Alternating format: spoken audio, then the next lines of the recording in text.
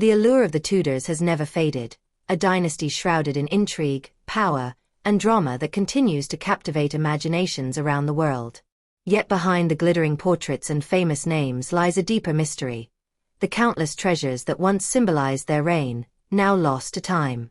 These aren't just gold and jewels, but letters, artworks, garments, and relics that could unlock new stories about one of history's most fascinating eras. The hunt for these vanished treasures is more than a quest for material wealth. It's a journey into the heart of history itself, where every missing piece holds the promise of rediscovery and a fresh glimpse into the world of the Tudors. The Tudors continue to captivate the world more than 5 centuries after their rise to power. From the stormy marriages of Henry VIII to the steely reign of Elizabeth I, the Tudor era is remembered for its drama, grandeur, and profound transformation of England's political, religious, and cultural life. But beyond the palace intrigues, executions, and royal decrees, there lies another side to the Tudor story. One just as compelling yet often shrouded in mystery. The vast array of treasures lost to time. These are not merely objects of gold or gemstone-studded artifacts. They represent fragments of a world long vanished, windows into the lives, beliefs, and ambitions of the men and women who shaped history. The allure of Tudor treasure is about more than wealth or sparkle. It lies in the emotional and historical resonance of each missing piece. A jeweled pendant worn by Anne Boleyn at the height of her power or a gilded Bible given as a diplomatic gift by a foreign monarch isn't just an object. It's a key to understanding relationships, politics, and personal identities in one of the most volatile and fascinating periods of English history. The Tudors understood well the power of appearances. Their treasures, wardrobes, tapestries, state documents, relics, portraits, and regalia were carefully curated symbols of status, piety, legitimacy, and royal power. To uncover what they left behind, or what was lost through war, plunder, or political purges, is to reconstruct the psychological and cultural DNA of the age. When we speak of treasure in the Tudor context, it is important to expand beyond the conventional image of chests brimming with coins or jewels. In historical terms, treasure also refers to artifacts of immense cultural, artistic, or political value. This includes handwritten letters between monarchs, books from royal libraries, coronation robes, reliquaries, items of clothing or personal accessories, and even state papers detailing alliances, betrayals, and secret ambitions.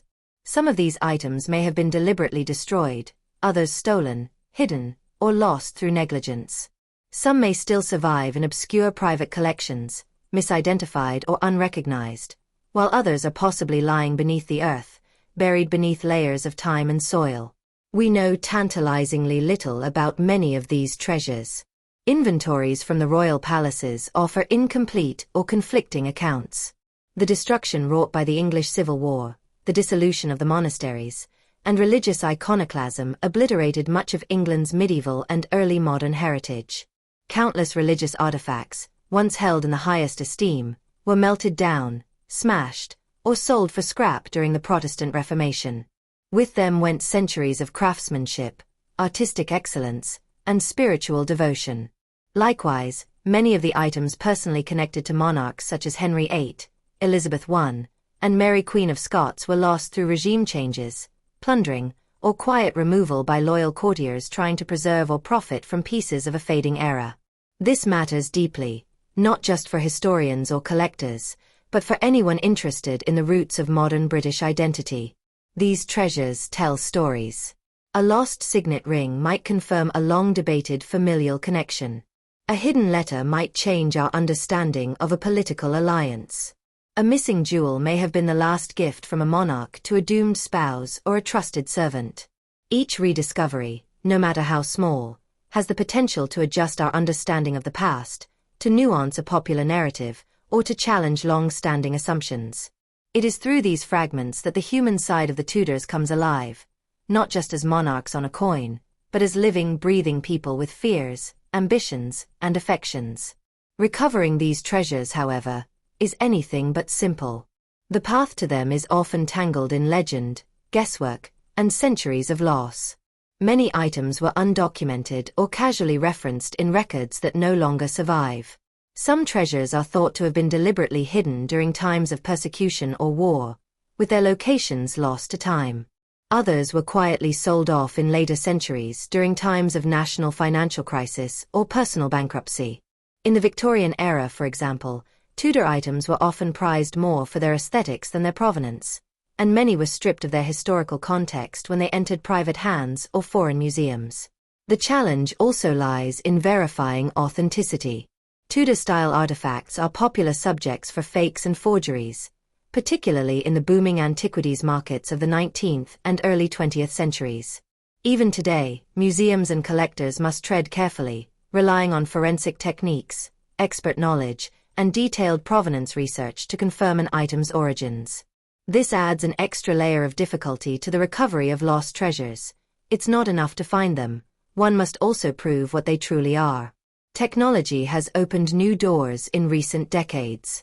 Digitized archives, ground-penetrating radar, and advances in material analysis have helped scholars, archaeologists, and amateur historians alike in the hunt for lost Tudor artifacts. Fragmented records can now be pieced together across countries and continents, leading to astonishing discoveries. Yet, despite these advances, the greatest discoveries often still rely on serendipity, persistence, and a sharp eye for detail, qualities shared by treasure hunters and historians alike. Perhaps what draws us so powerfully to these lost Tudor treasures is the sense of incompleteness they evoke. In an age where so much of history is digitized, analyzed, and catalogued, the knowledge that vital parts of this iconic period remain missing or hidden offers a tantalizing sense of possibility. The unknown invites imagination. Where did Elizabeth I's personal books go? Was Anne Boleyn's famous bee necklace destroyed? Or does it sit in an attic somewhere, mistaken for Victorian costume jewelry? Might a long-lost letter from Thomas Cromwell resurface in a forgotten collection? The fascination with lost Tudor treasures is as much about the hunt as it is about the objects themselves. These relics, whether gold, paper, or thread, embody the hopes, vanities, and legacies of an era that continues to define English history. The possibility of finding what was lost, of rewriting history with a single artifact, keeps scholars and seekers alike drawn to the mystery. The Tudor age may be over, but its story is not yet finished. Hidden in vaults, buried beneath the earth, or misfiled in dusty archives, the remnants of that dazzling dynasty still wait to be found. The story of the Tudors is one of transformation, ambition, and brilliance against a backdrop of profound instability. Rising from the uncertainty of civil war, the Tudor dynasty emerged to rule England for just over a century, from 1485 to 1603. Despite their relatively short reign in the broader span of English history, the Tudors left an outsized legacy, marked not only by dramatic political and religious change but by a culture of display and accumulation that helped define early modern monarchy. Their rule is often remembered in popular culture through a lens of grand palaces, glittering jewels, richly painted portraits, and elaborate ceremonies, all of which played a crucial role in how they projected their power and asserted their legitimacy. The dynasty began with Henry VII, who claimed the throne after defeating Richard III at the Battle of Bosworth in 1485. His victory ended decades of conflict known as the Wars of the Roses, a series of dynastic struggles that had torn England apart. As a relative outsider with a tenuous claim to the crown, Henry VII understood better than most the importance of controlling perception. He married Elizabeth of York, uniting the warring houses of Lancaster and York, and set about building a tightly controlled, financially prudent monarchy. But his methods were often secretive, and he maintained a climate of suspicion and centralized authority. Even in his austerity, however, Henry VII appreciated the power of symbolism. His reign laid the groundwork for what would become a new visual and material language of monarchy, where treasures, pageantry, and material splendor would communicate power in a way that transcended words or laws. His son, Henry VIII, would elevate this strategy to spectacular heights. Few monarchs in history have understood the political value of treasure better than Henry VIII. His reign was defined not only by his 6 marriages and break from the Catholic Church, but by his deliberate use of wealth and grandeur to craft an image of unshakable authority. Henry filled his courts with musicians, scholars, and artists, and he oversaw a cultural flowering that rivaled the Renaissance courts of Italy. His palaces, Hampton Court, Whitehall, Greenwich, were centers of opulence, filled with tapestries, silverware, weapons, books, and portraits.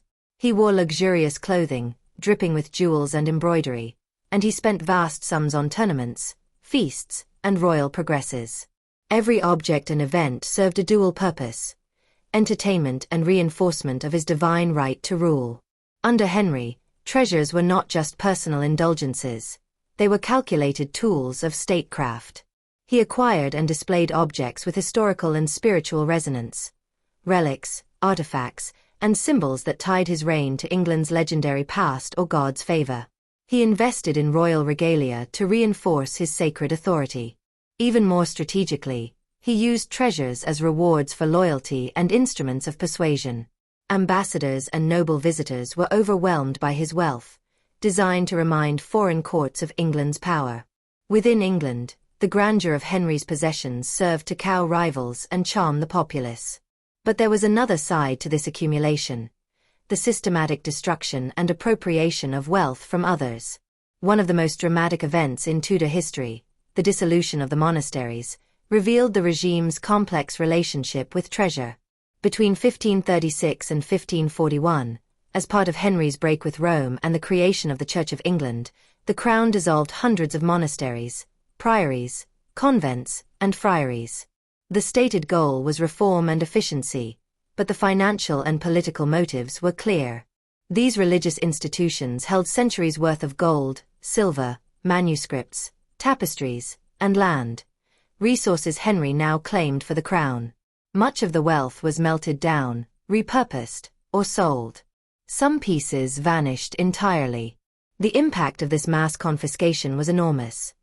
It enriched the monarchy, empowered a new class of landowners loyal to Henry, and destroyed countless religious artifacts and artworks in the process. While some treasures found their way into the royal collection, many disappeared, either looted or lost in the upheaval. Henry VIII's children inherited both his treasures and his complicated legacy. Edward VI, a sickly boy king, reigned briefly and presided over an aggressive Protestant reform movement. Under his advisors, many remaining Catholic relics and treasures were destroyed or removed from churches and cathedrals. His reign, while short, contributed significantly to the loss of medieval and early Tudor material culture. Mary I, his sister, attempted to reverse the Protestant Reformation, bringing England briefly back to Catholicism. In doing so, she tried to restore some of the spiritual treasures lost under her brother and father, but the political climate had shifted too far. Her reign was marked by persecution, instability, and the haunting awareness that the symbols of monarchy, its relics, garments, and rituals, were no longer universally revered. Elizabeth I, the last Tudor monarch, faced her own challenges with legitimacy and display. As a woman ruling a patriarchal society, the pressure to command authority through image and symbolism was immense. She never married, calling herself the Virgin Queen, and skillfully crafted a persona that blended chastity, wisdom, and divine favor. Her court became a theater of spectacle, filled with elaborate dress, allegorical portraiture, and carefully staged performances. Elizabeth's portraits were tightly controlled. Depictions of her aging face were retouched or banned to maintain the myth of eternal youth and power. Her wardrobe, glittering with pearls, gems, and gold-threaded embroidery, became a political language in itself. The clothing she wore at court or on progress was part of her message to subjects and enemies alike. The crown is eternal, unassailable, and glorious. Yet behind the splendor was ever-present vulnerability. The Tudor monarchy was frequently precarious, undermined by rebellion, factionalism, religious turmoil, and foreign threats. Treasures were not only created and displayed but hidden, pawned, or destroyed when times became uncertain. During Mary's reign, Catholic nobles and clergy often hid valuable religious objects, fearing confiscation or destruction. Some were smuggled abroad, others buried or walled away, never to be recovered. During Elizabeth's time, the threat of Spanish invasion and internal Catholic uprisings led to renewed fears and disappearances. In these moments, royal possessions, like tapestries, jewels, ceremonial regalia, and state papers, might be moved, concealed, or lost entirely. Political instability had a profound effect on how royal possessions were preserved, or not. Unlike modern monarchies, The Tudors operated with a fragile state infrastructure. Personal and state property were often intermingled, and detailed inventories were not always kept or preserved. A favorite courtier might be gifted a jewel or garment that would later vanish into private family collections. When a monarch died or fell from favor, their belongings might be seized, sold, or destroyed to erase their influence. During regime changes, rival claimants would often strip or reassign assets, sometimes rewriting or ignoring provenance entirely. These shifts in fortune mean that many Tudor treasures simply vanished from record. Some may have been melted down or dismantled for parts. Others were passed down quietly, stripped of their context, eventually misidentified or forgotten. This fluidity and uncertainty surrounding ownership also led to the misattribution of many Tudor objects. Items once owned by queens or monarchs were sometimes falsely associated with them centuries later to boost their value. Alternatively, genuine artifacts lost their historical labels, making rediscovery a matter of luck, detective work, or technological analysis. In many cases, items thought to have been destroyed might still exist, hidden in plain sight, tucked in private homes, foreign museums, or church treasuries across Europe. Through all this, one consistent truth emerges. Treasures under the Tudors were never mere ornaments. They were extensions of authority, tools of persuasion, and shields against the uncertainty that constantly threatened the throne. A magnificent jewel could silence critics. A gift to a rival court could prevent war. A reliquary could legitimize a king's divine right. At every stage, the material culture of the Tudors was infused with meaning and political purpose. Its preservation, dispersal, or destruction reflected the shifting tides of fortune and faith in a nation reeling from change. To understand Tudor treasures, then, is to understand the dynasty itself, not only what they owned, but why they acquired it, how they used it, and what became of it when their fortunes turned. These objects formed a silent chorus beneath the grand drama of Tudor rule. They witnessed the coronations, the executions, the betrayals, and the triumphs. In them, the story of the Tudors continues to echo, not just in gold and gems, but in the shadows of what has been lost. Before the English Civil War and the execution of Charles I in 1649, the English crown jewels were a collection of deeply symbolic and materially valuable items that evolved over centuries. Much of what we now think of as the crown jewels, the glittering orb, scepter, crown, and ceremonial sword seen at coronations, was reimagined or recreated during the Restoration under Charles II. The modern regalia, while impressive, are reconstructions. The original Tudor-era crown jewels, some inherited from medieval monarchs, were largely destroyed, melted down, or sold during the interregnum, when monarchy itself was abolished. Understanding what was lost, and what might have once existed, requires piecing together fragmentary records, surviving descriptions, and artistic depictions. These earlier jewels represented centuries of English royal identity and were critical instruments in the political theatre of Tudor coronations and reigns. The crown jewels before 1649 were not just ornate objects of gold and gemstone. They were imbued with sacred meaning, linking the English monarch to God, history, and law. Each piece played a specific role in the coronation rite and beyond, reinforcing the sovereign's legitimacy and the continuity of royal authority. Many of these treasures had been handed down from king to king across generations. Others were commissioned afresh for individual monarchs, especially when a new dynasty wanted to assert its right to rule. For the Tudors, this was crucial. Henry VII, as the first monarch of the Tudor line, claimed the throne through conquest and tenuous inheritance. As a result, he invested in symbols that projected dynastic strength and divine approval.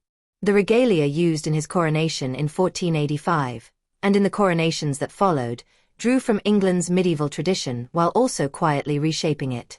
From records that survive, we know of several components of the pre-1649 crown jewels. These included multiple crowns, each with specific ceremonial uses. The main coronation crown, often referred to as St. Edward's crown, was reputedly made for Edward the Confessor in the 11th century, though in truth it was likely a composite of older and newer parts. It was used in the coronation of Tudor monarchs and described as an elaborate piece adorned with large gemstones, sapphires, emeralds, rubies, and pearls. Alongside it were other crowns for different purposes. One for processions, one for parliament, and another for state occasions. Monarchs like Henry VIII were known to have their own personal crowns made, suited to their tastes and political ambitions. Tudor inventories also mention the sovereign's orb and scepter, which were present in coronations to symbolize temporal power and divine rule. The orb represented the Christian world, surmounted by a cross to show the monarch's role as a servant of God on earth. The scepter, sometimes accompanied by a rod of equity or a staff of mercy, stood for justice and royal authority.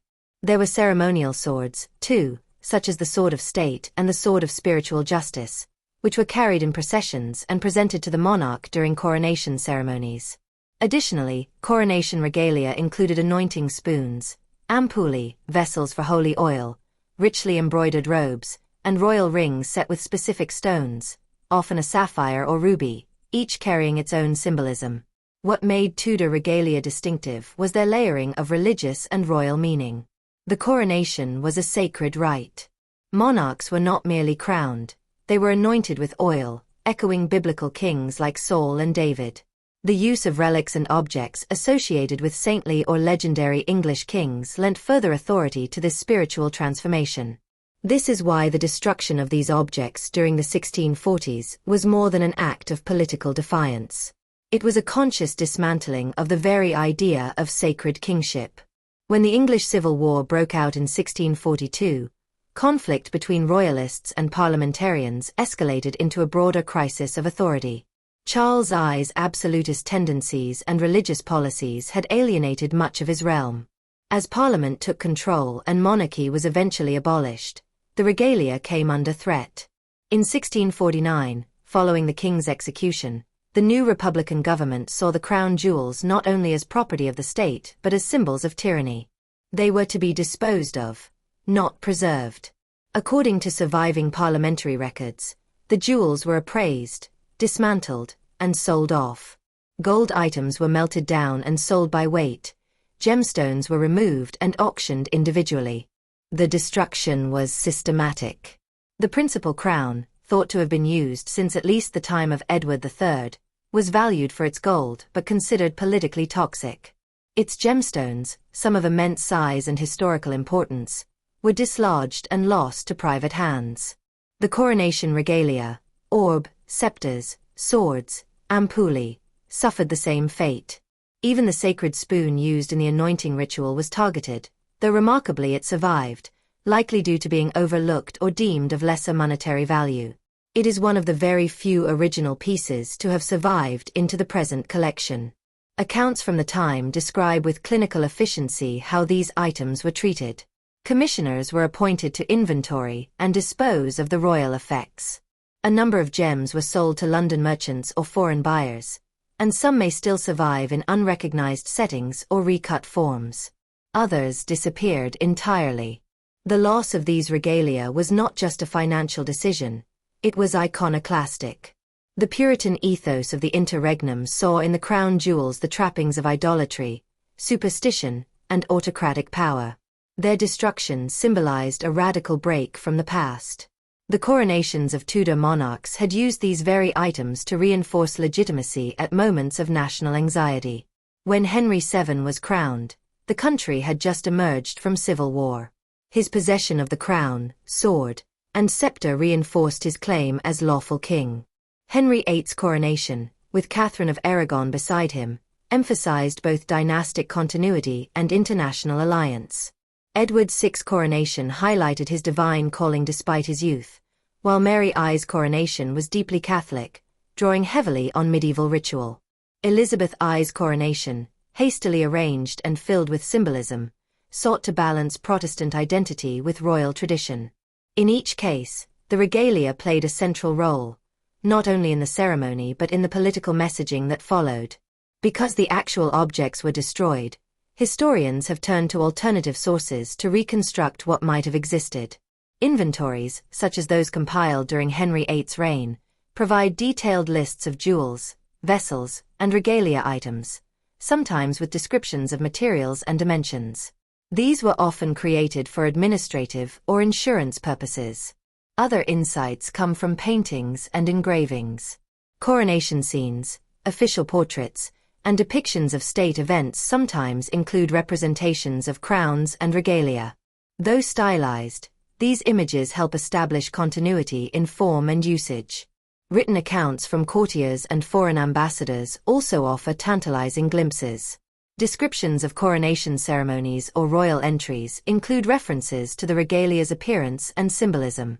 These texts, while often filled with flattery or political bias, add another layer to our understanding of what was once present. Artistic depictions of monarchs like Henry VIII and Elizabeth I show them wearing or holding regalia items that can no longer be found. Some crowns are represented with specific patterns of fleur-de-lis and crosses petit, suggesting a consistency in design that scholars have tried to reconstruct. Efforts to physically reconstruct the lost regalia began in earnest after the Restoration in 1660. When Charles II returned to the throne, there were no surviving regalia with which to crown him. As a result, entirely new items were commissioned, drawing upon memory, tradition, and available records. Craftsmen recreated the orb, scepter, and crowns in the styles thought to reflect those used by his ancestors. Some items, like the coronation spoon, were reused, but the majority were newly made. These replacements, while spectacular, represent a break in continuity. They are not the same objects that touched the heads or hands of the Tudor monarchs, nor do they carry the same layers of historical use. The loss of the original Tudor regalia is one of the most poignant chapters in the history of English royal artifacts.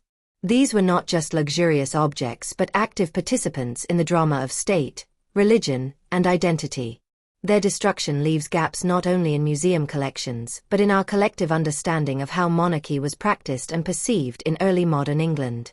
Every gem dislodged, every sword melted down, erased a piece of that ceremonial past. Today, scholars continue to search for surviving fragments. Occasionally, jewels thought lost are rediscovered, often having passed through private collections or misidentified in historical records. There is always the tantalizing possibility that pieces of the Tudor regalia, long thought destroyed, may one day emerge, reconnecting us with the splendor and symbolism of a vanished age. Until then, the loss of these items remains a reminder of how fragile cultural heritage can be, and how power, in both its rise and its fall, leaves marks not only in politics but in gold, stone, and ceremony. Anne Boleyn's personal belongings occupy a tantalizing and deeply symbolic space in the historical imagination. As the second wife of Henry VIII and the mother of Elizabeth I, Anne was one of the most influential and controversial figures of the Tudor era. Her rise to queenship and catastrophic fall to execution were filled with drama, ambition, and peril, and the material world she inhabited, her clothes, jewels, and personal effects, reflected her complex journey from noblewoman to queen to condemned traitor. Much of Anne's legacy is bound up in the things she once owned or wore, yet heartbreakingly, nearly all of it has disappeared. Today, only fragmentary descriptions and a handful of contested artifacts remain, making her personal possessions one of the most poignant categories of lost Tudor treasure. Anne's ascent to prominence in the English court was steeped in charm, intellect, and the politics of display. Her personal style was distinctive and influential, marking her as both cosmopolitan and confident. Having spent her formative years at the French court, Anne returned to England with a sophisticated sensibility that set her apart. She favored French fashions, unusual headpieces, and bold colors. Her jewelry was known to be lavish, personalized, and politically resonant. Among the most famous of these was her signature A pendant, likely worn around her neck on a string of pearls. This piece has become a symbol of her identity, often reproduced in portraits and historical fiction. The A was more than a personal emblem, it was a statement of her status and her connection to the king. And yet, this pendant, like so many other objects associated with her, has vanished without a trace. Anne's personal collection would have included a vast array of items: rings set with diamonds or sapphires, elaborate necklaces, jeweled girdles, and brooches engraved with messages of love or loyalty. There would have been books of hours with personalized prayers and annotations, clothing embroidered with her cipher, and delicate pieces of needlework that reflected her piety and refinement. As queen, she also possessed ceremonial garments, including coronation robes of velvet and ermine, embroidered with gold thread and lined with precious silk. She would have been given gifts from foreign dignitaries and members of court, many of them richly adorned to reflect her elevated status. Not least among these treasures were the personal love tokens given to her by Henry VIII, rings, miniature portraits, and possibly lockets containing his hair or their intertwined initials. Of these, none has been definitively identified today. The love tokens, in particular, have drawn widespread curiosity. We know from letters and court accounts that Henry lavished and with gifts throughout their relationship. Early in their courtship, he sent her jeweled items, some of which bore romantic inscriptions or symbols. Hearts, roses, H&A monograms. These were intended to woo, but also to mark and as the object of the king's desire and future queen. Once she ascended to queenship, these tokens took on new political meaning. They affirmed her legitimacy and royal favor. The fact that none of these items survives in verifiable form suggests how completely her memory was erased after her downfall. Anne's coronation in 1533 was itself a dazzling event, one that required significant material preparation. Her robes for the occasion were likely among the most opulent of the Tudor period. Accounts describe a gown of cloth of gold and crimson, heavily embroidered and encrusted with gems, likely topped with a mantle of ermine and matching regalia. She was the first queen consort to be crowned with St. Edward's crown, a symbol traditionally reserved for reigning monarchs, which emphasized her unprecedented status. The procession through London, lined with pageants and citizens dressed in festival attire, was matched by the magnificence of her appearance. This ensemble, like all her other coronation attire, is now lost, either dismantled, passed to others, or intentionally destroyed. The question of what happened to Anne's possessions after her execution in May 1536 opens a grim but revealing chapter. In Tudor England, when someone was charged with treason, especially someone so high profile, their belongings were considered forfeit to the crown. In Anne's case, the process was swift and deliberate. Following her arrest, the royal apartments were searched, her belongings inventoried and seized. Any item bearing her initials or personal symbolism was now politically dangerous. Objects that once signaled power and royal favor became reminders of disgrace, and efforts were made to remove or destroy them. Her A pendant, her H&A engraved tokens, and any visual trace of her as queen were likely destroyed or repurposed. This erasure was not merely material. It was symbolic, an attempt to rewrite the narrative of Anne's time as queen. Henry VIII moved quickly to distance himself from her memory. Within days of her death, he married Jane Seymour. Anne's heraldic emblems were removed from palaces, her portraits were taken down or overpainted, and her name was excised from records. Her belongings, jewels, robes, books, and other personal effects, would have been absorbed into the royal collection, destroyed, or passed quietly to others. Some may have been given to Jane Seymour or reused for future queens, stripped of their association with Anne. Others might have disappeared into the private collections of courtiers or been sold off. Despite this campaign of erasure, a few items have been tentatively linked to and over the centuries, though none with complete certainty. A miniature book of hours, now held at Hever Castle, Anne's childhood home, contains a Latin inscription written in Anne's hand.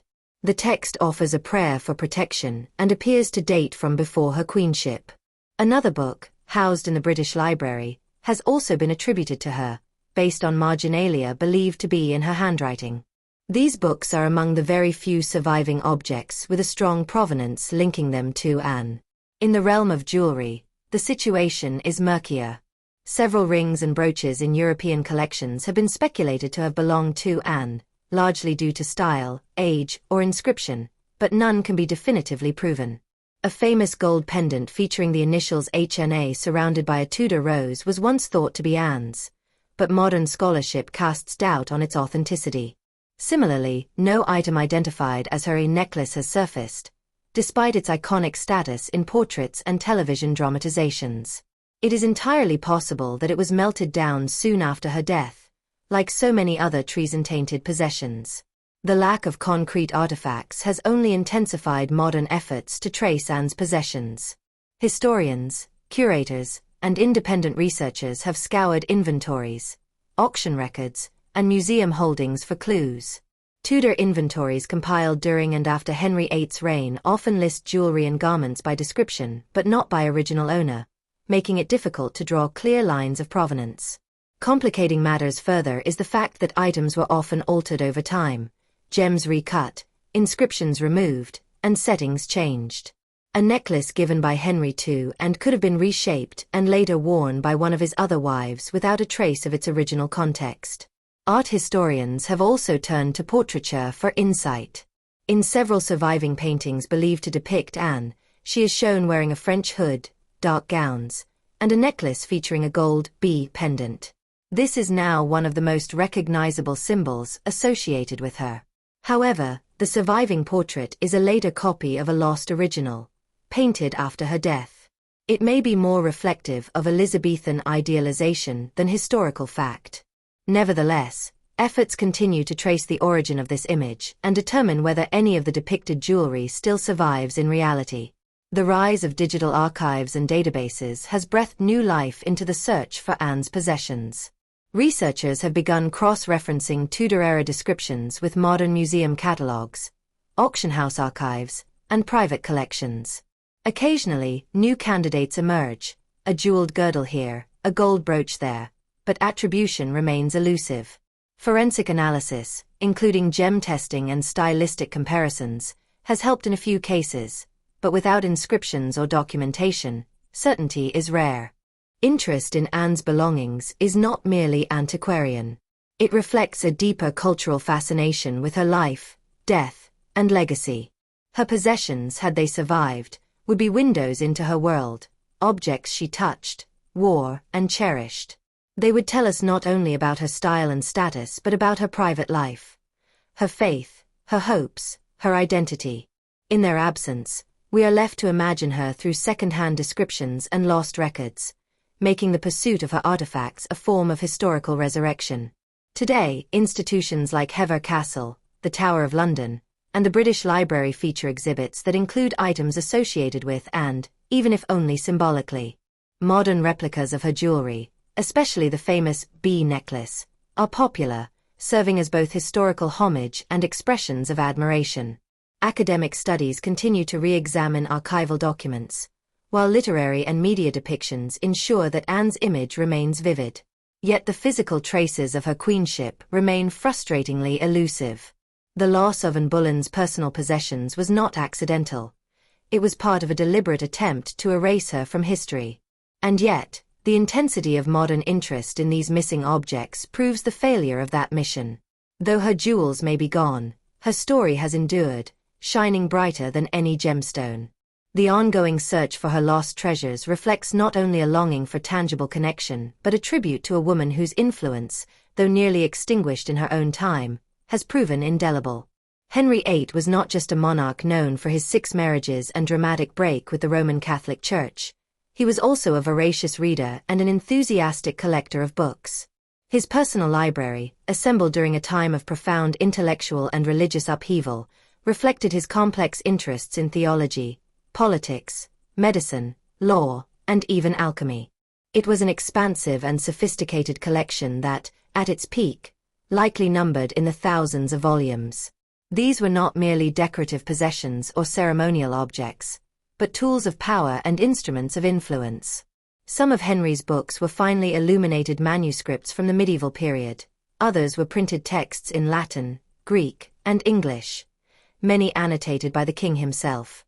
What has survived from this once vast library is only a fraction of the whole. Today, scattered books remain in university libraries such as those at Oxford and Cambridge, while many others have vanished entirely, their whereabouts unknown, their contents irrecoverable. Henry's interest in books began early in life.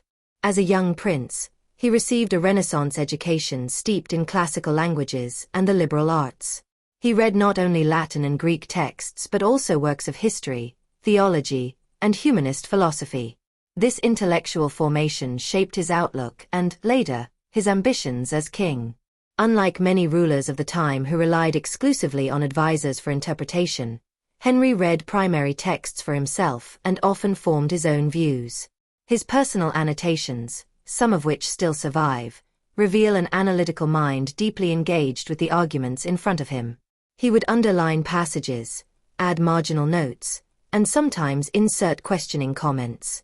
In particular, theological works sparked his interest, especially during the 1520s and 1530s when he began to explore ways to challenge papal authority.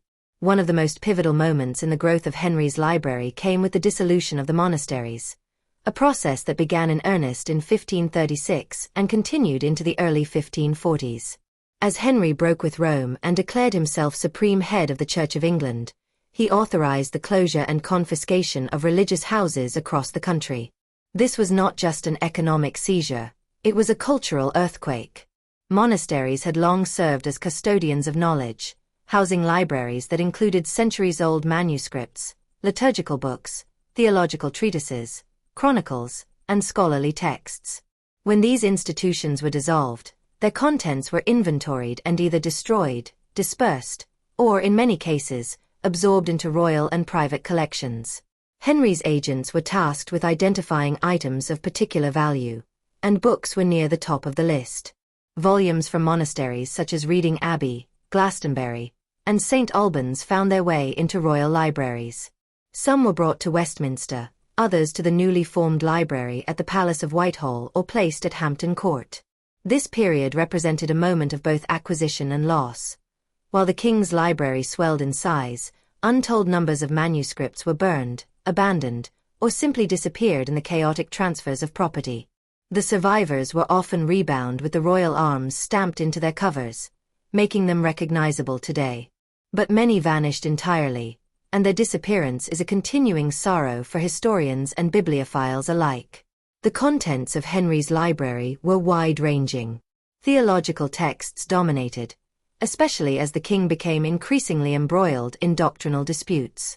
He collected works by early church fathers such as Augustine and Jerome, writings from medieval theologians like Aquinas, and newer works from continental reformers, though with caution. Some Protestant tracts were kept under scrutiny, as Henry rejected many of the more radical ideas of the Reformation. He read and annotated anti-Lutheran arguments as well as Lutheran critiques of Catholicism, positioning himself as a theological authority in his own right. His 1521 treatise Defense of the Seven Sacraments, which earned him the papal title Fidei Defensor, Defender of the Faith, drew directly from his reading and reflected the depth of his study. Beyond theology, Henry's library included medical texts, many inherited from older royal collections. These covered topics from surgery and anatomy to herbal remedies and Galenic theory. Medicine fascinated him, especially as he aged and became increasingly concerned with his own health. Some books offered advice on treatments for wounds, gout, and ulcers, ailments he personally suffered from. Others were concerned with hygiene and sexual health, subjects that suggest an intensely personal engagement with his reading material. Another intriguing aspect of Henry's library was its inclusion of alchemical and esoteric texts. Alchemy, at the time, was not merely a pseudoscience but a serious area of inquiry that blended chemistry, spirituality, and metaphysics.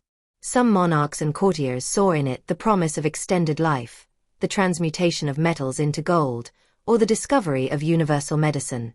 Henry's collection included works attributed to Paracelsus, Albertus Magnus, and even ancient authors like Hermes Trismegistus. These texts reveal that the king was not just concerned with earthly matters but drawn to mystical forms of knowledge and power, perhaps reflecting his desire for control over both material and spiritual realms. While much of Henry's library was centralized in royal palaces, a portion was transferred to educational institutions or religious foundations restructured under the Church of England. Some volumes found their way to Christ Church in Oxford, and others were deposited in Cambridge. These transfers were strategic. Henry wanted to ensure that loyal clergy and scholars had access to approved texts, especially as he sought to reform religious education and doctrine. He encouraged the translation of key Latin works into English, and even commissioned translations himself. This educational ambition, however, coexisted uneasily with the destruction of books deemed heretical or superstitious. The paradox of Henry's reign is that he built a library from the ashes of others. In the centuries that followed Henry's death, his library was dispersed further. Successive monarchs reorganized or neglected the collection, and wars, fires, and institutional changes all took their toll. The 1698 fire at Ashburnham House, which held many manuscripts from the royal collection, resulted in the loss of hundreds of irreplaceable texts.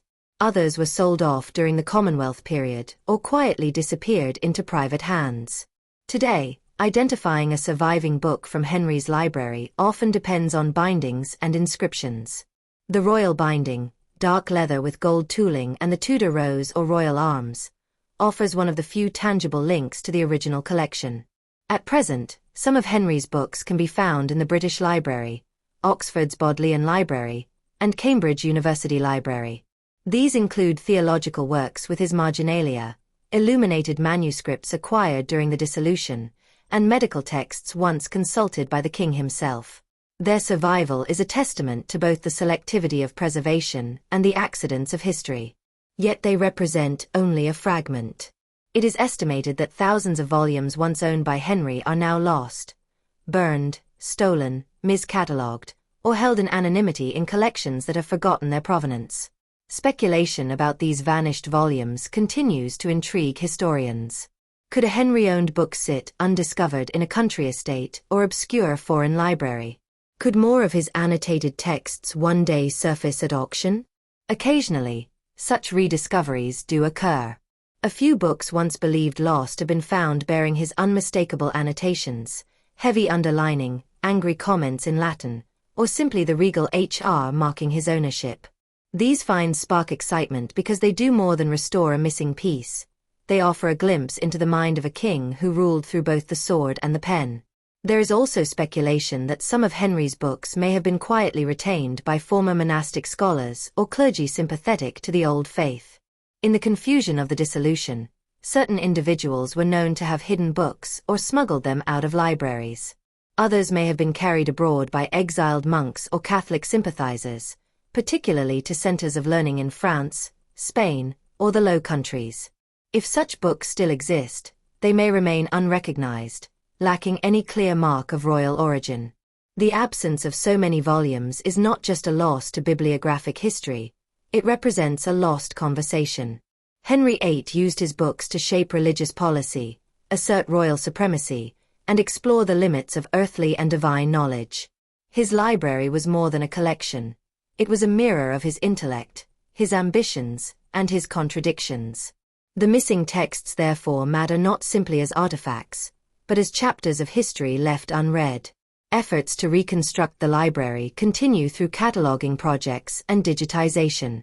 The British Library, in particular, has launched initiatives to trace and reunite, at least virtually, the books that once belonged to Henry. Scholars use provenance studies, binding analysis, and historical records to map the fragments of the king's intellectual world. Even when a lost volume cannot be physically recovered, knowing its title and context helps build a picture of what Henry read, what he believed, and how he ruled. The Lost Library of Henry VIII stands as one of the great cultural enigmas of Tudor England. It was built from the remains of others' libraries and itself became scattered to the winds. Its surviving pieces are jewels of historical memory, and its missing parts a haunting reminder of the impermanence of knowledge. What remains compels us to keep searching, not just for books, but for understanding, the kind of understanding that shaped a kingdom and changed the world. Elizabeth I understood the power of image more than perhaps any other monarch of her time. In a world where the legitimacy of a female ruler was constantly under scrutiny, Elizabeth crafted her identity carefully through speech, literature, ceremony, and, above all, clothing and portraiture. Her wardrobe was not merely a collection of garments but a tool of governance, an expression of authority, and a deliberate political message. Her style choices were imbued with symbolism: the use of pearls to signify chastity, the repeated use of white and silver to evoke purity and divine favor, and intricate embroidery that reflected themes of empire, power, and control. The garments she wore at court, in portraits, and during public appearances were part of a carefully curated persona: the Virgin Queen, an eternal sovereign untouched by time or mortal concerns. One of the most intriguing aspects of Elizabeth's fashion legacy is the mystery surrounding the so-called lost dress book. This was believed to be a detailed catalogue of her vast wardrobe, reportedly maintained by her ladies of the bedchamber or wardrobe keepers. The existence of this document is attested to in various court records and correspondence, and it may have listed hundreds of gowns, robes, and accessories owned by the Queen throughout her reign. These garments were custom-made, often incorporating the finest silks, velvets, and gold threads imported from Italy, Spain, and the Ottoman Empire. The sheer volume of this collection is staggering, and yet the physical record of it, the dress book itself, is missing. What has survived are tantalizing mentions of specific items in inventories and diplomatic letters, but the book that could offer a full picture of Elizabeth's clothing as a reflection of her political ideology has never been found. Alongside this lost catalogue are the missing items themselves: the dresses, cloaks, gloves, fans, and jewels that once adorned the Queen. Given the materials involved, some degradation over time is natural. Silks fade, threads rot, and fabrics wear thin. But there is also reason to believe that many of these items were deliberately destroyed, repurposed, or lost in the chaos following Elizabeth's death in 1603. The accession of James VI of Scotland as James I of England marked not only a dynastic change but a shift in aesthetic tastes and political priorities.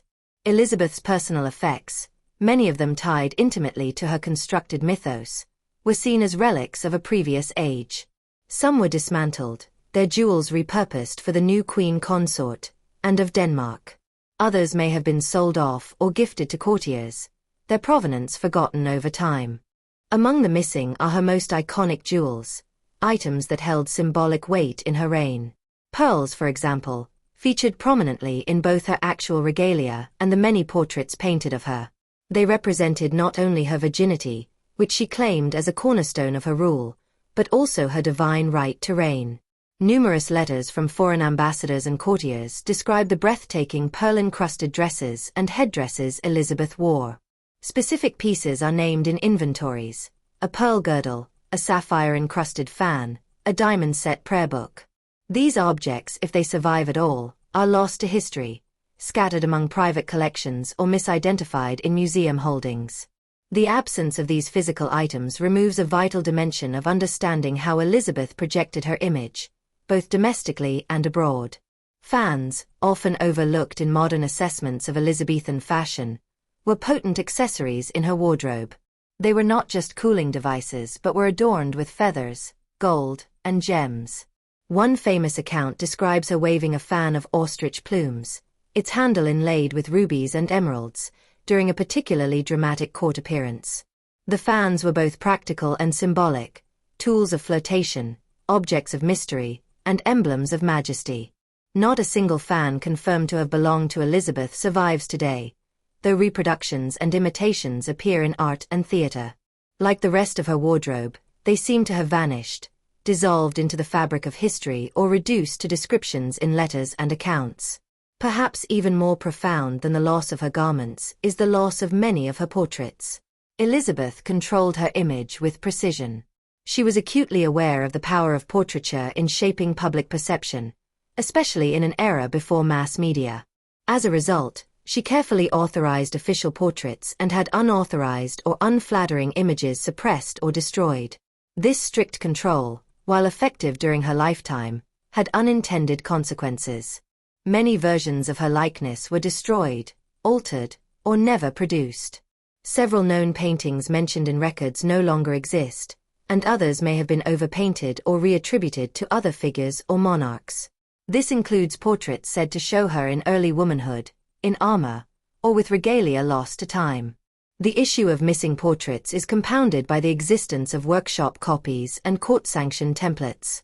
Artists such as Nicholas Hilliard and Marcus Geraerts the Younger created iconic images of Elizabeth, such as the Rainbow Portrait, or the Armada Portrait, which were widely copied. These copies were sometimes altered subtly to reflect changing political contexts or were lost in their entirety.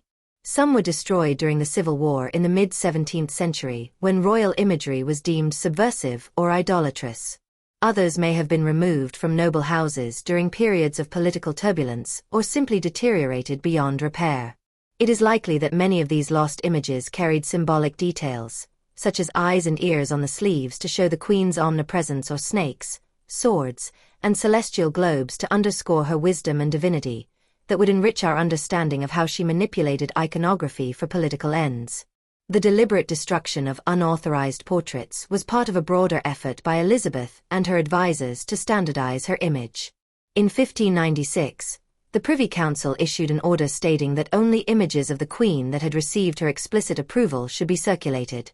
This led to the destruction of many earlier portraits that did not conform to the mature, regal, and otherworldly image she wished to convey. Gone were the depictions of youthful beauty or vulnerability. In their place emerged the idealized vision of a queen unaging and untouchable, draped in symbolism rather than realism. The fact that these earlier depictions were purged means we lack a visual record of how Elizabeth evolved in the public eye from princess to monarch to icon. The void left by their absence can only be partially filled by textual descriptions and court accounts. The cumulative loss of Elizabeth's wardrobe and portraits is more than a curatorial tragedy. It is a profound historical loss. Each item, from a jeweled glove to an erased portrait, was part of a calculated visual rhetoric. Elizabeth dressed and posed not merely to dazzle but to assert authority, inspire loyalty, and intimidate enemies. In an age where a woman's rule was considered suspect, she transformed herself into a living allegory of empire, of virtue, of divine right. Her appearance was politics, diplomacy, and religion wrapped in fabric and gold. Without the physical remnants of her wardrobe and many of her portraits, we are left to reconstruct Elizabeth's legacy through the echoes of her presence. In letters, in inventories, in second-hand accounts, and in the few sanctioned images that survive. Her genius for self-fashioning is undeniable, but the missing pieces of that legacy leave gaps that no amount of scholarship can entirely fill. They serve as a poignant reminder of how vulnerable even the most powerful can be to the erasures of time, and how much of history is built not just on what remains, but on what has been lost. Throughout the Tudor era, diplomatic gifts and war spoils played pivotal roles in shaping England's political landscape and royal image. These treasures, often laden with cultural and symbolic significance, were not merely ornamental but served as tangible representations of alliances, power, and prestige. However, many of these invaluable items have been lost to history, their whereabouts unknown, leaving behind a tapestry of intrigue and speculation. Diplomatic exchanges were central to the Tudor monarchy's foreign relations. Gifts from powerful entities like Spain, France, and the Ottoman Empire were not only tokens of goodwill but also instruments of political maneuvering. The Ottoman Empire, for instance, was renowned for its opulent diplomatic offerings. Exquisite ceramics from Iznik, delicate metalwork from Bursa silversmiths, and lavish jewelry from Istanbul's imperial workshops were among the treasures presented to foreign courts. These gifts were emblematic of the empire's wealth and craftsmanship, reinforcing its stature on the global stage. Similarly, European monarchies engaged in elaborate gift exchanges. The Spanish embassy of 1604, led by Juan Fernández de Velasco, is a notable example. During his visit to the English court, Velasco presented Queen Anne of Denmark with jewels worth 12,000 crowns. At a banquet celebrating the Treaty of 1604, he drank a toast from a crystal and gold cup shaped like a dragon, which was subsequently displayed in the Queen's collection. Despite meticulous records, many of these diplomatic gifts have vanished over time. Inventories, such as the one held by the National Library of Scotland detailing over 400 items from Queen Anne's collection, indicate that numerous pieces were dismantled, repurposed, or lost. Gems were often removed from their settings to be used in new creations or given as gifts to ambassadors, leading to the disappearance of original artifacts. The fate of these treasures is often shrouded in mystery. Some may have been sold or gifted to foreign dignitaries, while others could have been lost during periods of political upheaval or simply succumbed to the ravages of time. The lack of comprehensive records and the practice of repurposing valuable materials make it challenging to trace the journey of these items. Beyond diplomatic gifts, the Tudor era was marked by significant military engagements, notably the conflict with the Spanish Armada in 1588. The defeat of the Armada not only bolstered England's naval reputation, but also led to the acquisition of considerable spoils. Spanish ships, laden with treasures from the New World, were captured or wrecked, their cargoes becoming prizes for the English crown. One of the most renowned cases is the wreck of the Spanish galleass Girona off the coast of Northern Ireland. In 1967, Belgian diver Robert Stenuit discovered the ship's remains, unearthing a trove of artifacts, including gold coins, jewelry, and a simple gold feed ring. These findings provided a tangible link to the past, offering insights into the wealth transported by the Armada and the perils of maritime warfare. Despite such discoveries, legends persist about vast amounts of Armada gold that remain hidden or unaccounted for. Tales of sunken treasures off the coasts of Ireland and Scotland have fueled centuries of speculation and treasure hunts. While some of these stories are rooted in fact, others are likely embellishments or myths that have evolved over time. The allure of lost riches continues to captivate imaginations, underscoring the enduring fascination with the Tudor era's maritime exploits. The interplay between diplomacy and warfare during the Tudor period underscores the complex dynamics of power, wealth, and cultural exchange. While many treasures have been lost, their stories persist, offering glimpses into a world where material gifts were potent symbols of political intent and national identity. The ongoing quest to uncover these lost artifacts reflects a broader desire to connect with the past and understand the intricate tapestry of history that has shaped the modern world. The dissolution of the monasteries under Henry VIII was one of the most seismic cultural and religious upheavals in English history.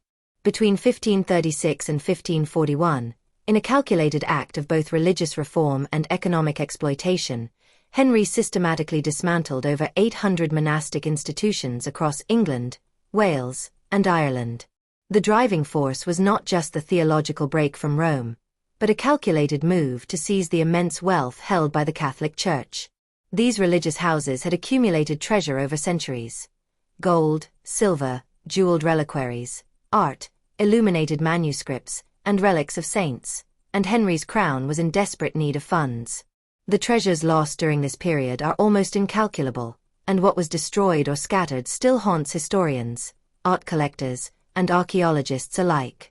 Prior to their destruction, monasteries were among the richest and most culturally significant institutions in the kingdom.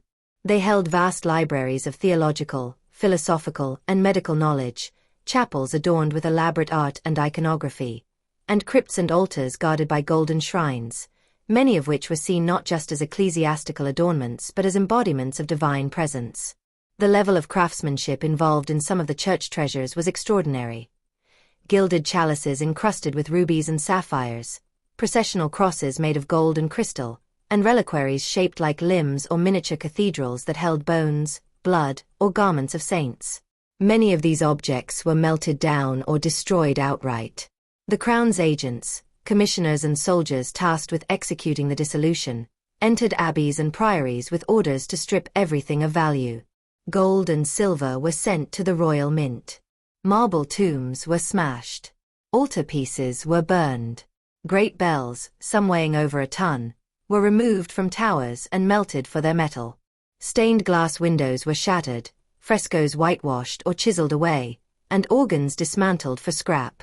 The liturgical books, many illuminated with gold leaf and intricate designs, were either burned as heretical or torn apart for use as kindling or bookbinding material. Perhaps the most grievous losses were the shrines and reliquaries of England's most venerated saints. The shrine of St. Cuthbert in Durham, one of the holiest pilgrimage sites in England, was looted. Even more famous was the destruction of the shrine of St. Thomas Becket in Canterbury Cathedral. Covered in jewels and gold, the shrine drew pilgrims from across Europe. It was dismantled in 1538 on Henry's orders, the saint's bones reportedly burned, and the treasure carted off to the royal treasury.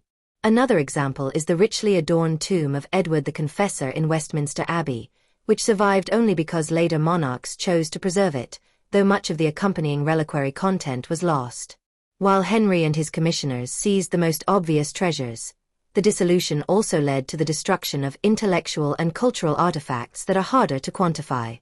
Manuscripts that had been copied and illuminated over generations, Bibles, psalters, works of classical philosophy and science, were lost en masse. Some monasteries had libraries of thousands of books. Very few of these survived intact.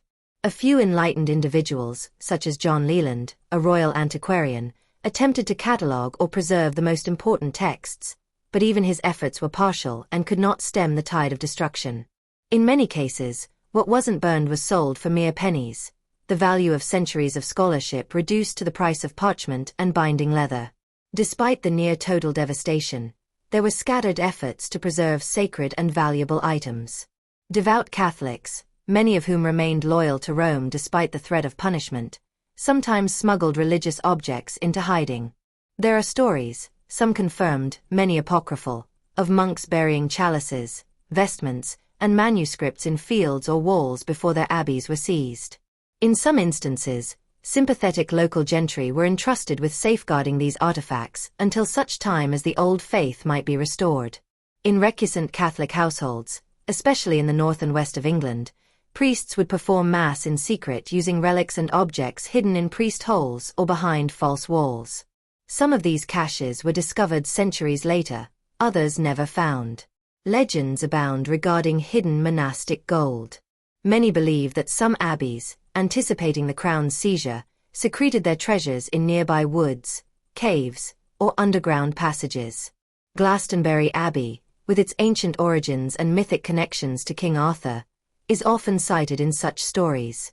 One popular legend claims that Abbot Richard Whiting, executed for treason in 1539, hid the abbey's wealth somewhere on the Somerset levels before his arrest.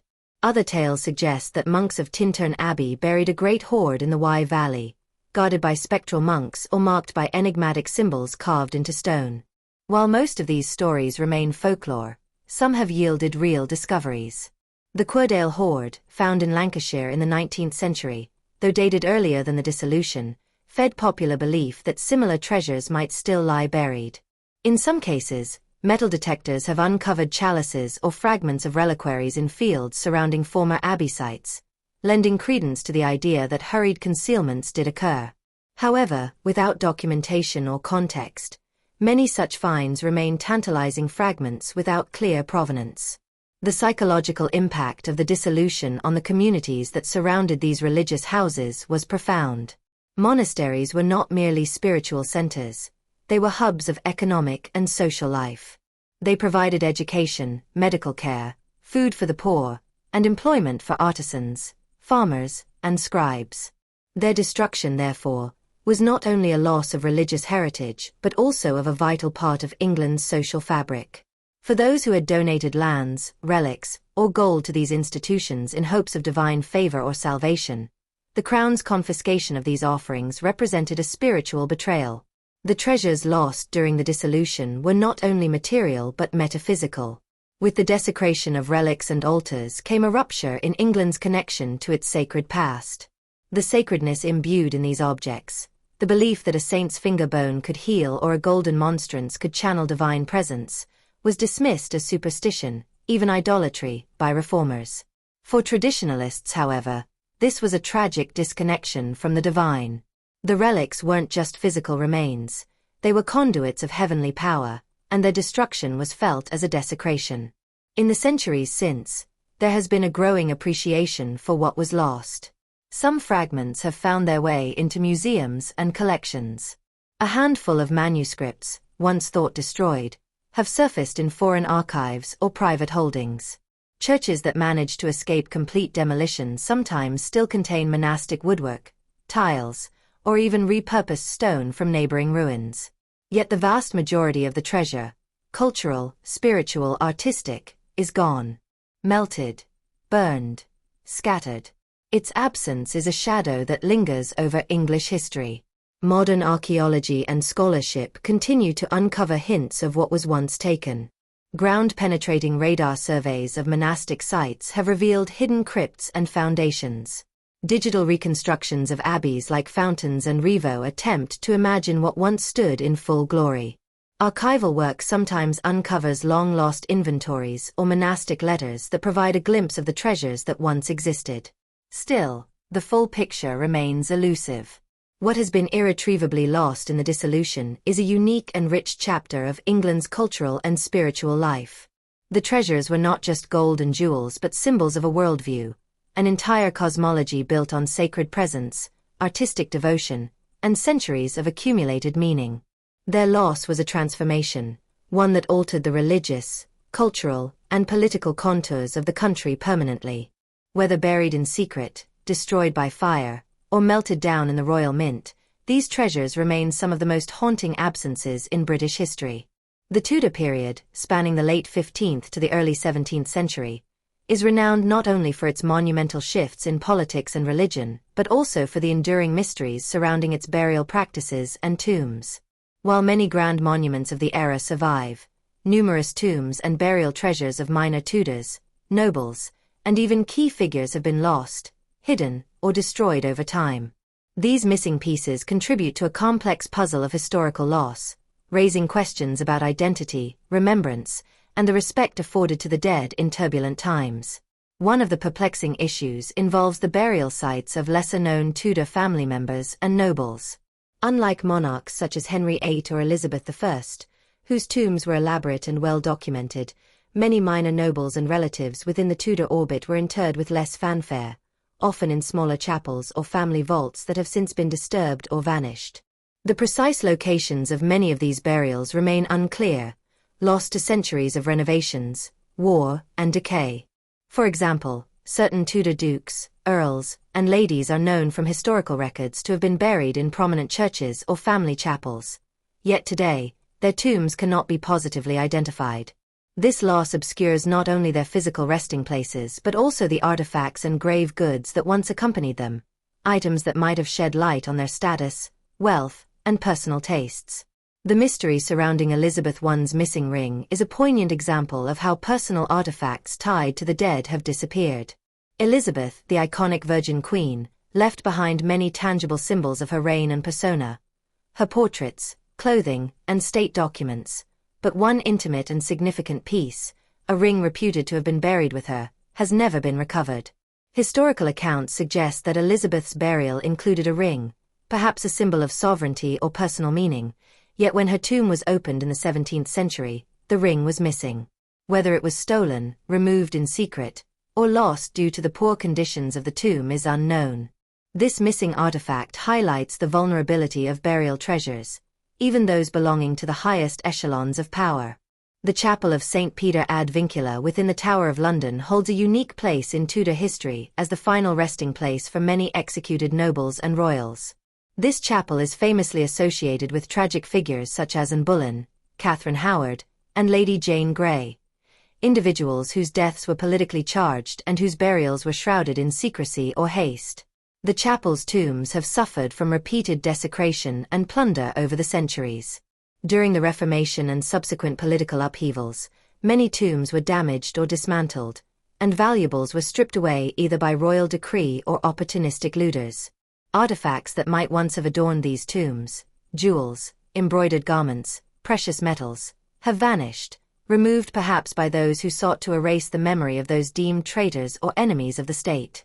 Even the tombs themselves have been subject to relocation, reconstruction, or simple neglect, making the recovery of original burial goods exceedingly difficult.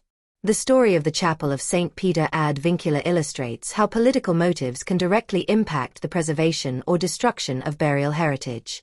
More broadly, the plundering of tombs during the Reformation was widespread. As England moved away from Catholicism, many churches and chapels that housed elaborate burial sites were stripped of their treasures. Precious metals used in effigies, coffin linings, and grave goods were often melted down and reused for coinage or regalia. In some cases, graves were opened, and items removed either for financial gain or as a symbolic rejection of the old faith. This was not limited to high-profile figures. Even lesser-known nobles and gentry suffered the loss of their burial artifacts. Records indicate that some families attempted to hide or protect these items, but the chaos of the times often proved overwhelming. Additionally, later upheavals, such as the English Civil War and various restorations, further contributed to the loss and destruction of burial sites and treasures. Churches were damaged, and family estates were ransacked, disrupting the sanctity of many resting places.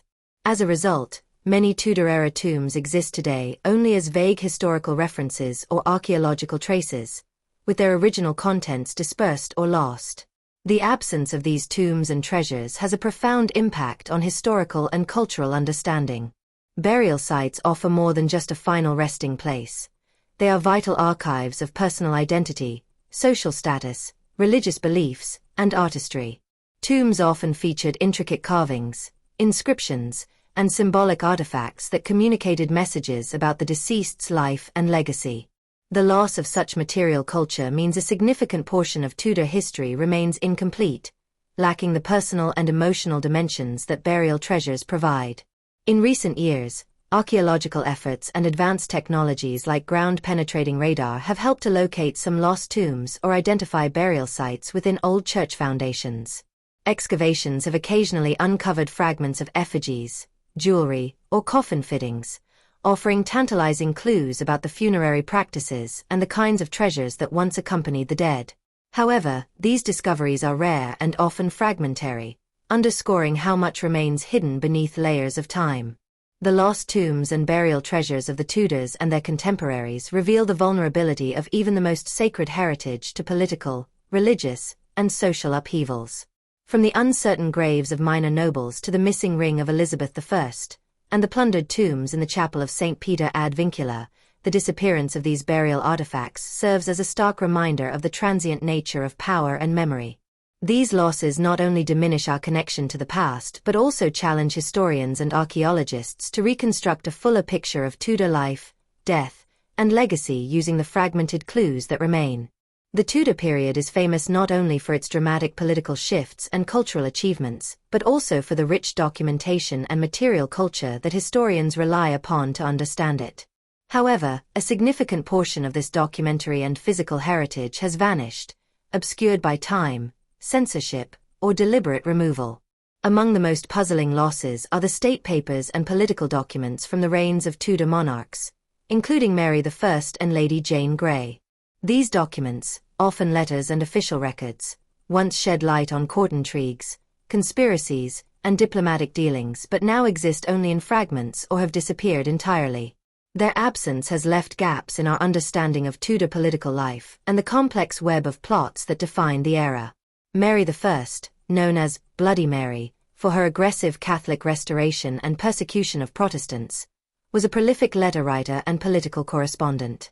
Yet many of her letters and dispatches are missing or incomplete.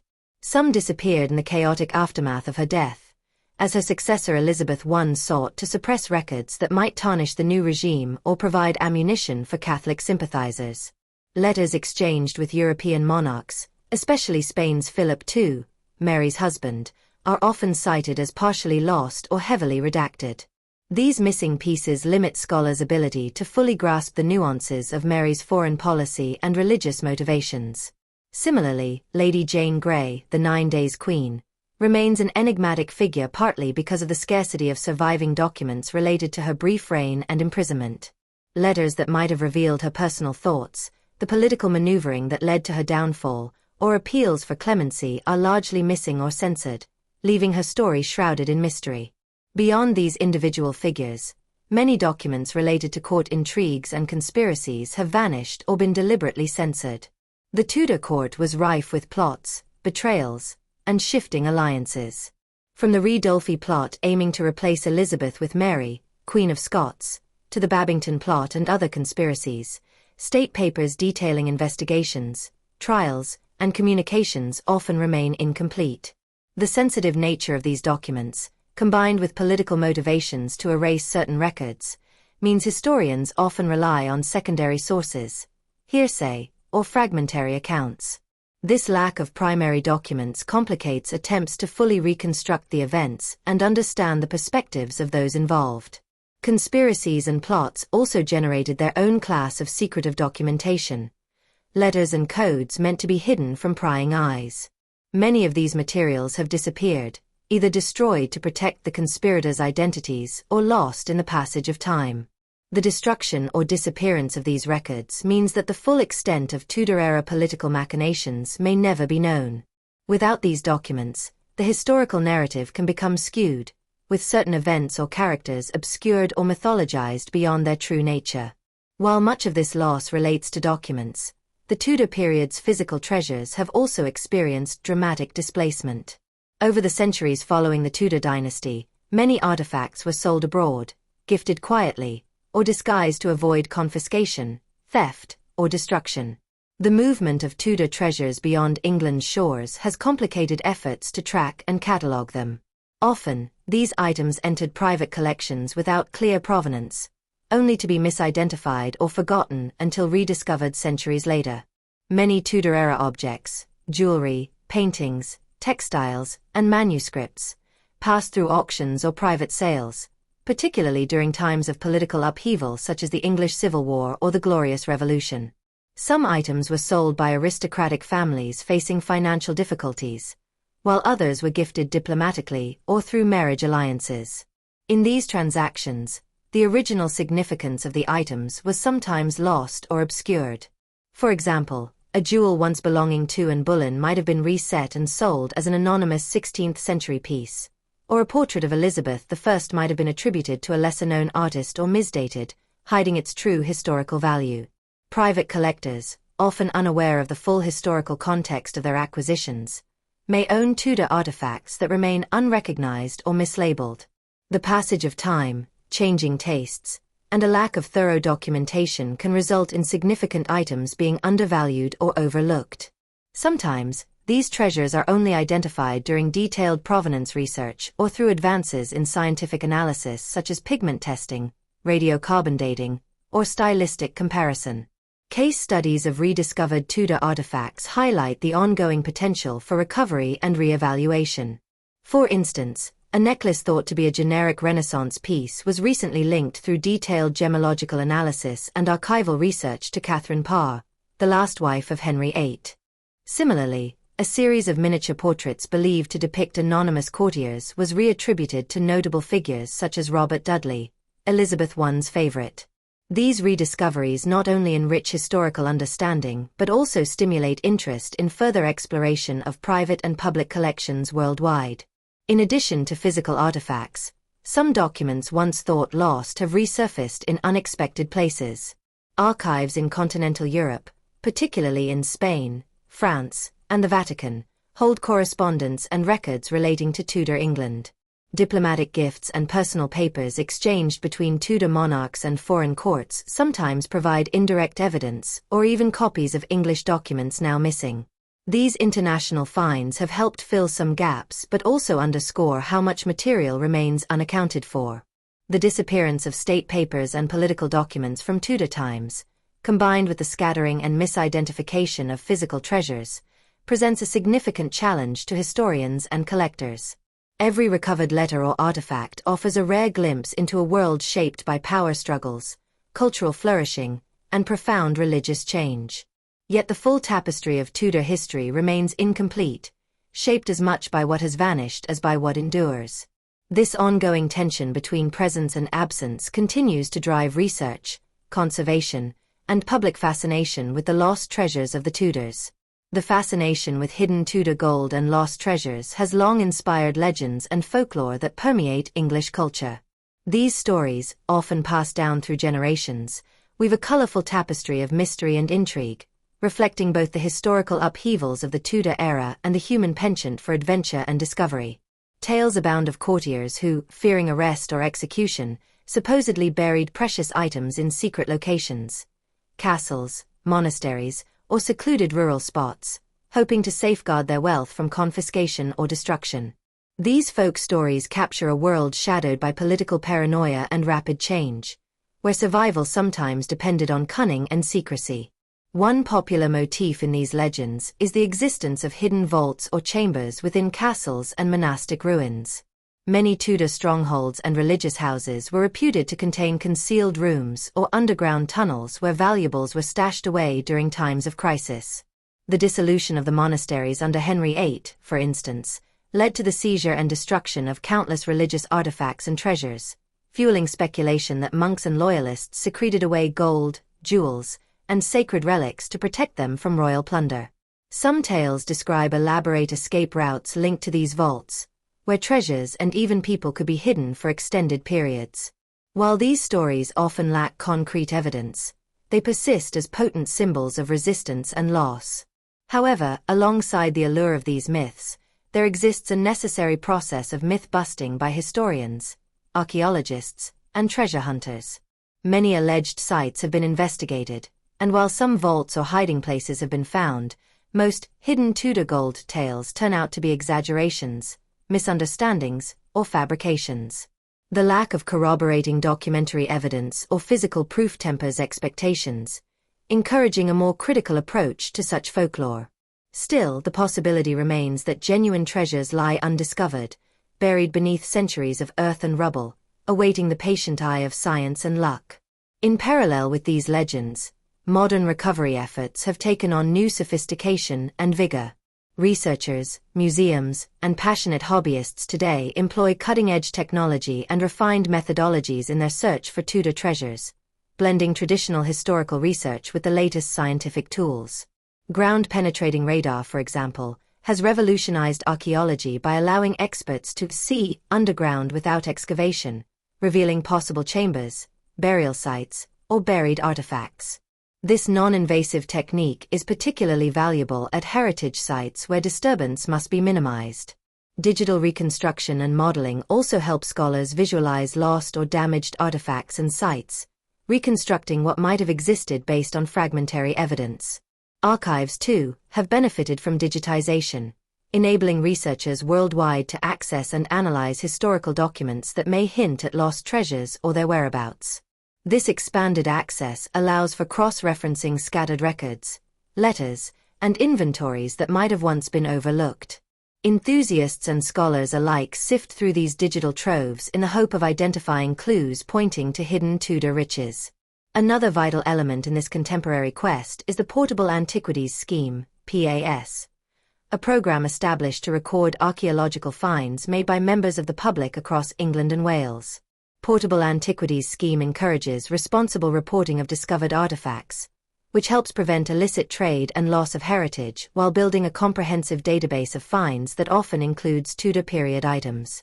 This collaborative effort bridges professional and amateur interests, fostering a community dedicated to uncovering and preserving history. Complementing Portable Antiquities Scheme are treasure trove laws, legal frameworks that regulate the discovery and ownership of valuable artifacts. These laws aim to balance private interests with public heritage preservation, ensuring that important finds, particularly those of historical significance, are properly documented and often allocated to museums or public collections. Such legal protections encourage discovery while safeguarding treasures for future generations. The results of these modern efforts have been impressive and inspiring. Recent high-profile discoveries demonstrate the ongoing potential for unearthing Tudor artifacts that enrich historical knowledge and public appreciation. One notable example is the Chequers ring, a Renaissance ring bearing symbolic and political imagery linked to the Tudor court, which was rediscovered in an unexpected location, highlighting the unpredictable nature of treasure finds. Similarly, the recovery of miniature portraits, often lost or misattributed, has provided fresh insights into Tudor portraiture, fashion, and courtly life. These discoveries are more than mere curiosities. They connect us tangibly to the past and fuel continued interest in Tudor history. They also highlight how modern technology and cooperative frameworks are transforming the search for lost treasures from hopeful myth-chasing into disciplined, scientifically grounded exploration.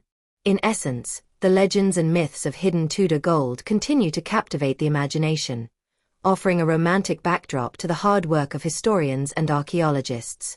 While many tales remain unproven, the blend of folklore and scientific inquiry ensures that the story of Tudor treasures is far from over. Each new discovery, each refined search technique, adds a piece to the puzzle, revealing more about a dynasty whose material and documentary legacies still hold mysteries waiting to be uncovered. The quest to locate the lost treasures of the Tudors often turns attention toward where these artifacts might still be hidden, forgotten, or misidentified today. Many items that once belonged to the Tudor monarchs, nobles, and courtiers have slipped beyond the borders of England, residing in private collections scattered across Europe and even America. Wealthy collectors, aristocratic families, and museums outside of the UK sometimes possess Tudor-era jewelry, manuscripts, artworks, or textiles whose provenance has been obscured over the centuries. These treasures often arrived abroad through diplomatic gifts, marriage dowries, or illicit sales during times of upheaval, such as the English Civil War or the dissolution of noble estates.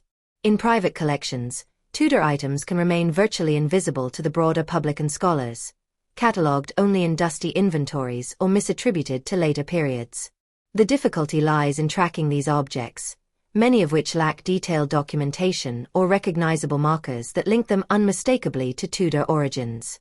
Aside from private hands, significant caches of Tudor-related documents and treasures may reside within the archives of closed or restricted institutions, such as the Vatican. The Vatican archives, for example, are known to contain diplomatic correspondence, ecclesiastical records, and personal letters from the Tudor period, especially concerning England's turbulent religious transformations. Some of these documents remain inaccessible or only partially catalogued, limiting the full understanding of Tudor diplomacy, religion, and politics. Other closed archives or institutional storerooms, whether in European royal libraries, church treasuries, or national archives, may similarly hold overlooked or uncatalogued Tudor materials. These repositories, often subject to strict access controls, pose challenges for researchers eager to piece together the full narrative of Tudor treasures and documents. Within England itself, the long-lost storerooms of country houses and castles present another promising yet challenging frontier. Over centuries, estates have changed hands, been renovated, or partially destroyed, leading to the misplacement or concealment of valuable Tudor artifacts. Storerooms once filled with fine tapestries, silverware, arms, and personal effects might now be empty or repurposed, with items either sold off, stolen, or simply forgotten in obscure corners. These places sometimes hide secret compartments or forgotten chests containing artifacts whose importance is only revealed after careful investigation. The sporadic rediscovery of such items in estate sales or renovations fuels hope that more Tudor treasures remain buried in English soil, concealed not by distance but by neglect and obscurity. Additionally, clues to lost Tudor treasures may be found by analyzing historical shipping manifests, customs records, and lost letters. Tudor England was a hub of maritime trade and diplomacy, with treasures often transported by sea. Ships carrying diplomatic gifts, royal jewels, or valuable documents occasionally sank, were seized by pirates, or simply vanished from record. Some of these items may have been salvaged but never properly documented, while others may still lie underwater or in forgotten depots. Similarly, letters that mention the movement, gifting, or hiding of valuables can offer tantalizing hints about possible locations of lost treasures, guiding modern searches even when physical evidence is lacking.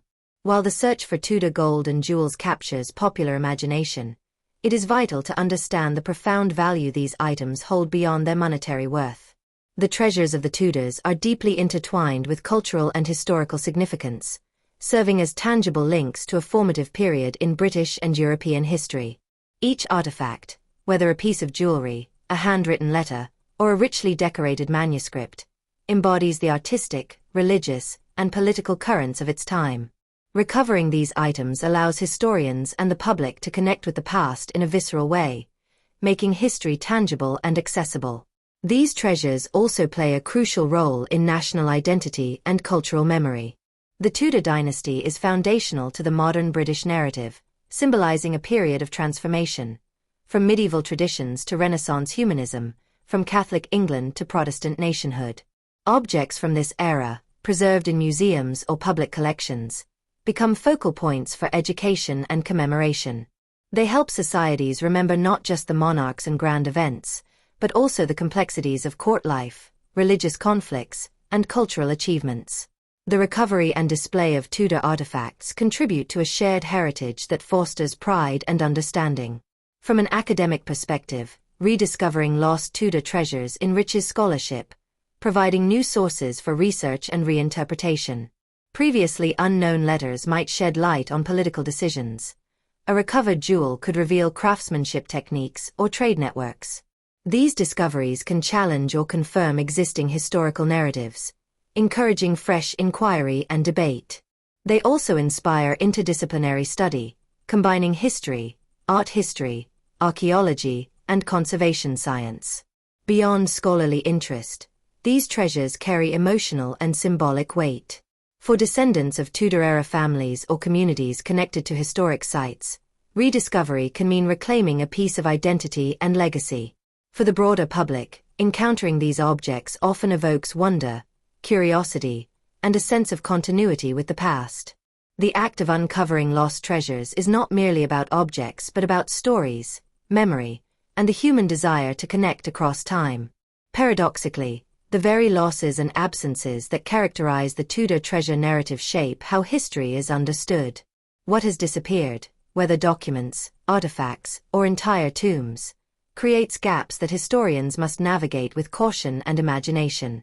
These losses remind us that history is not fixed but constructed from incomplete evidence. The sense of mystery and the search for lost items inspire ongoing engagement with the past, motivating efforts to preserve what remains and to uncover what can still be found. In this way, loss itself becomes a defining feature of Tudor history, influencing how it is told and experienced. It challenges assumptions, highlights the fragility of material culture, and underscores the importance of responsible stewardship. The history of Tudor treasures is thus a story not only of what was but also of what might be, inviting continued exploration and discovery in both physical and intellectual realms. Ultimately, the pursuit of lost Tudor treasures is as much about preserving cultural heritage and deepening historical understanding as it is about recovering material wealth. Whether hidden in a private collection across the Atlantic, tucked away in a forgotten English manor, or lying buried beneath centuries of dust, these artifacts carry meanings far beyond their glitter. They connect us to a turbulent, fascinating era and remind us that history, like treasure, sometimes requires patience, curiosity, and a touch of luck to reveal its secrets. The story of the lost treasures of the Tudors is far from finished. Over the centuries, countless valuable artifacts, precious jewels, important documents, and cultural objects associated with this iconic dynasty have disappeared or been scattered across the globe. From the shattered remnants of the original crown jewels to Anne Boleyn's vanished personal effects, from the missing volumes of Henry VIII's library to Elizabeth I's lost wardrobe and portraits, the list of missing items reads like a tantalizing inventory of history's mysteries. Each of these treasures carries with it stories of power, passion, faith, and upheaval, emblematic of a period that shaped modern England and beyond. Yet despite centuries of searching, many of these objects remain hidden, lost, or perhaps misidentified, leaving us with an incomplete picture of Tudor life and legacy. The continued allure of Tudor treasures lies in their remarkable connection to the dramatic historical events and larger-than-life figures of the era. The Tudors ruled during a time of religious reformation, exploration, and artistic flourishing. Their possessions were not merely symbols of wealth but emblems of political legitimacy, religious identity, and personal narrative. The loss of these treasures is thus a profound cultural loss, limiting our understanding of who the Tudors were, how they lived, and how they projected power and identity. The missing artifacts also represent the fragility of historical memory itself, how the passage of time, political turmoil, and human intervention can erase or obscure the physical traces of the past. However, the story of Tudor treasures is also a story of hope and possibility. Advances in technology, from ground-penetrating radar to digital archival access, have revolutionized the methods available to researchers, archaeologists, and hobbyists. Where once treasure hunting might have relied on hearsay and legend, today's seekers can apply scientific precision and interdisciplinary collaboration to their work. This new era of exploration has already borne fruit with notable discoveries like the Chequers ring and rediscovered Tudor miniatures, demonstrating that treasures long thought lost can yet be found.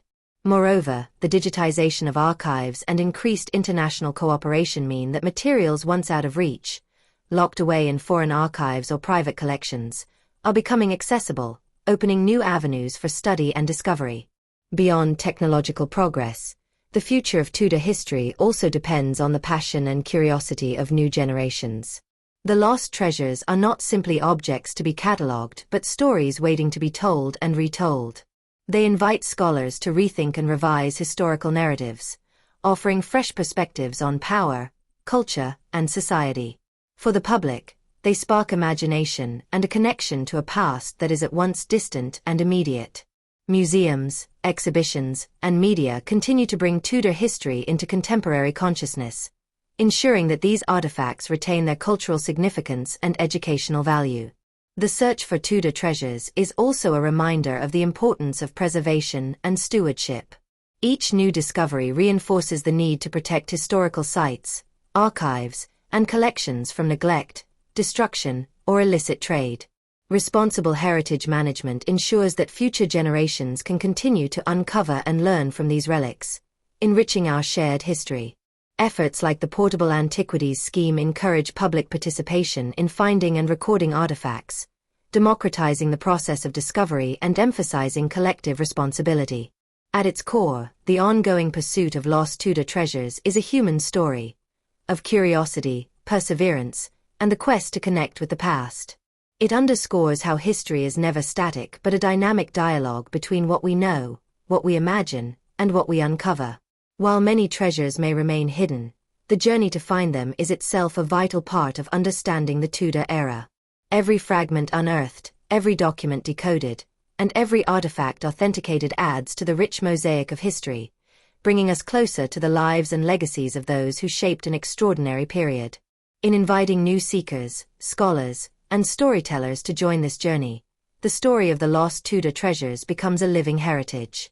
It encourages us to look beyond the surface, to question accepted narratives, and to embrace the thrill of discovery.